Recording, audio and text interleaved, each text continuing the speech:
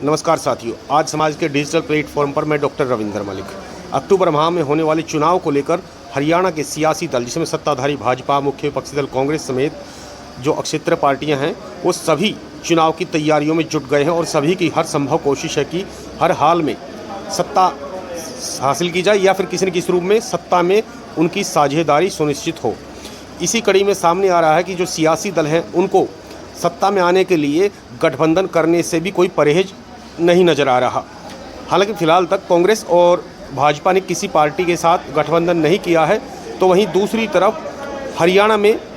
Bahujan Samaj party और Indian national Lokdal के बीच गठबंधन हो चुका है। इसी कड़ी में जो नया घटनाक्रम, राजनीतिक घटनाक्रम सामने आया, उसमें बुधवार को जननायक जनता पार्टी और चंद्रशेखर जो सांसद हैं लोकसभा के, उनकी पार्टी का गठबंधन हो गया और दोनों मिलकर 70 और 20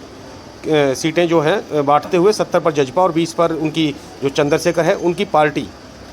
आज़ाद समाज, वो उस 20 सीट पर वो लड़ेगी। तो इसी कड़ी में जब दुष्यंत चौटाला जजपा नेता से पूछा गया कि क्या वो भाजपा के साथ गठबंधन करेंगे, तो उन्होंने साफ मना कर दिया और कहा कि हम 4.5 साल सत्ता में रहे और इसके बाद हमने जब लोकसभा चुनाव से पहले भाजपा से अपनी मांग रखी कि जो हमारा एक चुनावी घोषणा पत्र था, उसमें जो पेंशन हमने कहा था कि 5100 रुपये की जाए, लेकिन ऐसा नहीं किया गया और इसके बदले में हमने कहा था कि हमें कोई लोकसभा सीट भी नहीं चाहिए, लेकिन भाजपा ने हमारी बात नहीं मानी। इसके बाद हमारे रास्ते जुदा हो गए। तो वहीं दूसरी तरफ गठबंधन को लेकर जब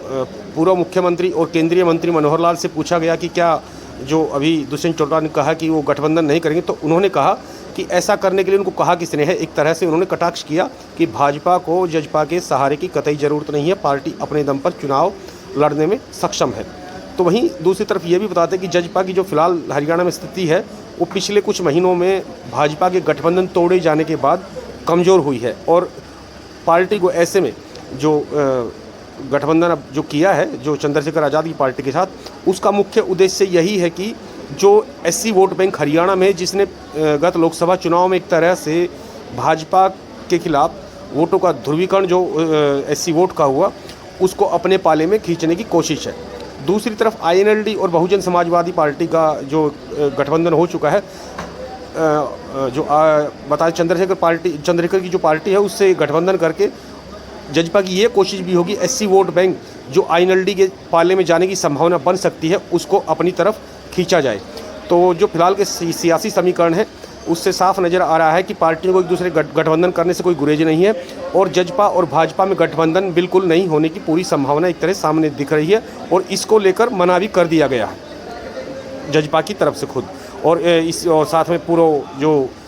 मुख्यमंत्री हैं मनोहर लाल ने भी साफ कर दिया कि भाजपा को गठबंधन की आवश्यकता नहीं है। तो अभी आने वाले समय में ये देखना होगा, बड़ा रोचक होगा कि जो एससी वोट बैंक है वो किसकी तरफ जाएगा और क्या समीकरण बनेंगे। धन्यवाद।